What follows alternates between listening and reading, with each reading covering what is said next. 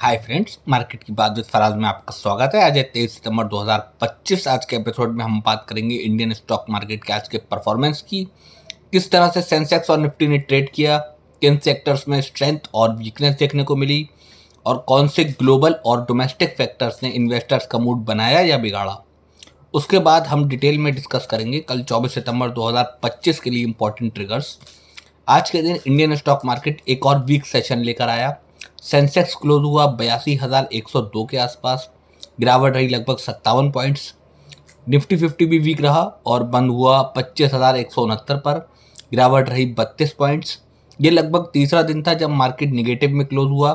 बात करूँ निफ्टी 50 के कुछ चुनिंदा स्टॉक्स की तो आज Axis Bank, JSW Steel, Bajaj Finance और एसबीआई जैसे शेयर्स हरे निशान में, वहीं Trent, Tech Mahindra, UltraTech Cement, HUL जैसे दिग्गज शेयर्स लाल निशान में बंद हुए। आज टाटा इन्वेस्टमेंट, अशोक लीलैंड और जिंदल स्टील जैसे शेयर्स ने अपना 52 वीक हाई लगाया। मार्केट ब्रेथ भी वीक रही, जहां काफ़ी सारे मिड कैप और स्मॉल कैप स्टॉक्स में प्रॉफिट बुकिंग देखने को मिली, लेकिन कुछ सिलेक्टेड सेक्टर्स में थोड़ी बाइंग सपोर्ट मिली। सबसे पहले ग्लोबल और डोमेस्टिक क्यूज पर नज़र डालते हैं। यूएस एडमिनिस्ट्रेशन ने H1B वीज़ा फीस हाइक कर दिया है, जो डायरेक्टली इंडियन आईटी कंपनीज पर प्रेशर लाता है। इन्फोसिस, टीसीएस, विप्रो जैसे मेजर आईटी स्टॉक्स प्रेशर में आए और सेक्टर्स ने इंडेक्सेस को नीचे खींच लिया। दूसरी तरफ रुपये ने एक और लो टच किया और स्लिप कर गया। इंपोर्टर्स के लिए ये निगेटिव है क्योंकि इंपोर्ट कॉस्ट बढ़ जाती है, लेकिन एक्सपोर्टर्स और आईटी कंपनीज को थोड़ा शॉर्ट टर्म बेनिफिट मिल सकता है। फिर भी ओवरऑल सेंटीमेंट वीक हो गया है क्योंकि रुपये की वीकनेस और इन्फ्लेशन और करंट अकाउंट डेफिसिट दोनों को बढ़ा सकती है। एक पॉजिटिव एंगल मार्केट में ऑटो और कंज्यूमर ड्यूरेबल सेक्टर से आया। कंज्यूमर ड्यूरेबल स्टॉक्स भी थोड़ा पॉजिटिव ट्रेड करते नजर आए क्योंकि फेस्टिव सेल्स का सेंटीमेंट स्ट्रांग है। बैंकिंग सेक्टर में मिक्स्ड परफॉर्मेंस रहा। कुछ प्राइवेट बैंक्स में बैंक सपोर्टिव बैंक था, लेकिन कुछ बैंक्स थोड़ा प्रेशर में रहे।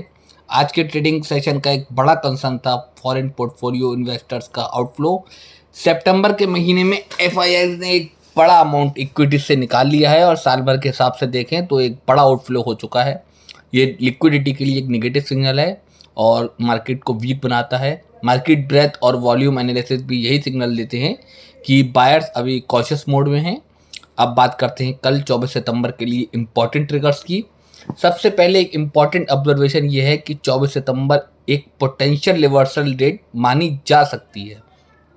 अगर कल मार्केट पॉजिटिव क्यूज के साथ खुलता है तो एक शॉर्ट टर्म बाउंस बैक देखने को मिल सकता है। ट्रिगर है एफआईएस का फ्लो। आज एफआईएस ने 3551 करोड़ की बिकवाली करी, वहीं डीआईएस ने 2670 करोड़ की मजबूत खरीदारी करी। अगर कल फ्रेश इनफ्लोज आते हैं तो मार्केट में एक रैली शुरू हो सकती है, लेकिन अगर आउटफ्लो का ट्रेंड जारी रहा तो गिरावट और बढ़ सकती है। साथ ही यूएस की पॉलिसीज, वीज़ा फीस और ट्रेड टैरिफ रिलेटेड अपडेट्स भी आईटी और एक्सपोर्ट रिलेटेड सेक्टर्स को इम्पैक्ट करेंगे। एक और फैक्टर होगा रुपये की मूवमेंट। आज रुपये लगभग लो पर क्लोज हुआ। अगर कल भी वीकनेस जारी रही तो इन्फ्लेशन कंसर्न्स और बढ़ जाएंगे और सेंटीमेंट और प्रेशर में आएगा, लेकिन अगर थोड़ा सा एप्रिएशन होता है तो एक रिलीफ रैली भी आ सकती है। क्रूड ऑयल और कमोडिटी प्राइसेस भी कल के लिए इंपॉर्टेंट रहेंगे। अगर क्रूड ऑयल के दाम बढ़ते हैं तो इम्पोर्ट बिल बढ़ेगा और इन्फ्लेशन पर प्रेशर आएगा। इसका इम्पैक्ट ओवरऑल सेंटीमेंट पर नेगेटिव हो सकता है। अगर क्रूड ऑयल में सॉफ्टनेस आती है तो एक रिलीफ फैक्टर होगा। सेक्टोरल थीम्स पर ध्यान देना होगा। आज ऑटो और consumer durable festive season demand की वजह से कल भी पॉजिटिव रह सकते हैं। आईटी सेक्टर वीज़ा और ग्लोबल डिमांड की वजह से अंडर प्रेशर रह सकता है। बैंकिंग सेक्टर में लोन ग्रोथ और क्रेडिट डिमांड नंबर्स इंपॉर्टेंट रहेंगे। अगर प्राइवेट बैंक्स स्ट्रांग परफॉर्म करते हैं तो मार्केट को थोड़ा सपोर्ट मिल सकता है। ओवरऑल कल के लिए मार्केट कॉशियस जोन में है। ग्लोबल क्यूज, एफआईएस एक्टिविटी, रुपये का मूवमेंट और क्रूड ऑयल प्राइसेस सबसे इंपॉर्टेंट ड्राइवर्स रहेंगे। अगर पॉजिटिव सरप्राइज मिलता है तो एक रिवर्सल पॉसिबल है, लेकिन अगर नेगेटिव न्यूज़ फ्लो आता है तो डाउन साइड रिस्क ज़्यादा है। आज गोल्ड लगभग 1,15,000 के आसपास और सिल्वर लगभग 1,35,000 के आसपास ट्रेड करते हुए नजर आए। सोने और चांदी के इन्वेस्टर्स के चेहरे पर आजकल मुस्कान से खिले हुए हैं। तो दोस्तों, ये थी 23 सितंबर 2025 की पूरी मार्केट की कहानी और कल 24 सितंबर के लिए कुछ इंपॉर्टेंट ट्रिगर्स। मार्केट को अभी कॉशियस अप्रोच के साथ देखना ज़रूरी है। अगर आपको ये वीडियो पसंद आई हो तो वीडियो को लाइक, शेयर और चैनल को सब्सक्राइब ज़रूर कीजिए। एक छोटा सा डिस्क्लेमर, मैं सेबी रजिस्टर्ड एडवाइज़र नहीं हूँ। ये वीडियो सिर्फ और सिर्फ आप लोगों की नॉलेज के लिए बनाता हूँ। किसी भी निवेश से पहले अपनी वित्तीय सलाहकार से राय ज़रूर लें। मिलता हूँ आपसे अगले एपिसोड में। Bye bye.